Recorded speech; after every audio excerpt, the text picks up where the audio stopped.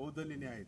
2500 वर्षापूर्वी या बौद्ध लेणीमध्ये बौद्ध भिक्षूंचं वास्तव्य होतं आणि त्या काळामध्ये या पाषाण दगडामध्ये त्या बौद्ध लेण्या कोरलेल्या आहेत.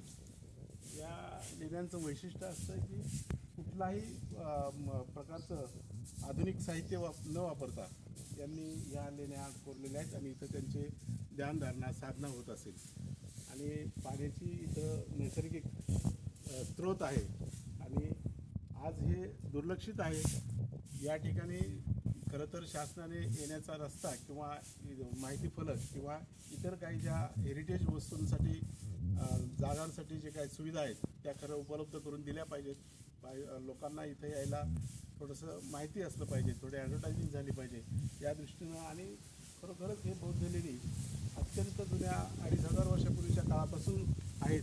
त्यामुळं अजूनही या आतमध्ये ओवऱ्या आहेत. काही लोकांना इथं समाधी वगैरे करायला किंवा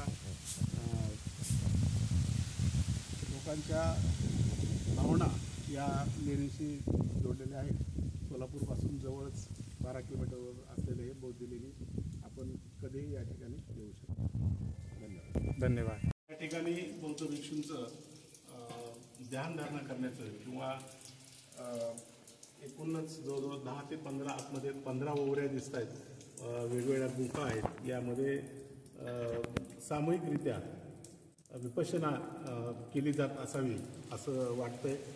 त्याचबरोबर या ठिकाणी या प्रत्येक याच्यामध्ये गुंफामध्ये आतमध्ये प्रशस्त अशा बैठका बसण्यासाठी जागा आहे. या ठिकाणी नैसर्गिक पाण्याचा हा स्रोत आहे की जो या डोंगर दऱ्यातून अगदी स्वच्छ पाणी इथं पिण्याची सुद्धा म्हणजे त्यापूर्वीपासून इथं सोय असावी. त्याचबरोबर या ठिकाणी इकडे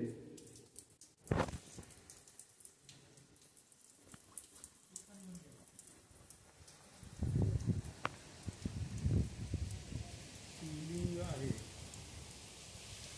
या शिवलिंगामध्ये मध्यंतरी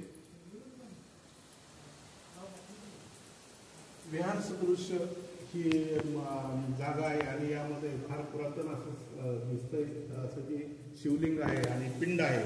त्या पिंडीचं इथं रोज पूजन वगैरे केलं जातंय. अशा पद्धतीचं हे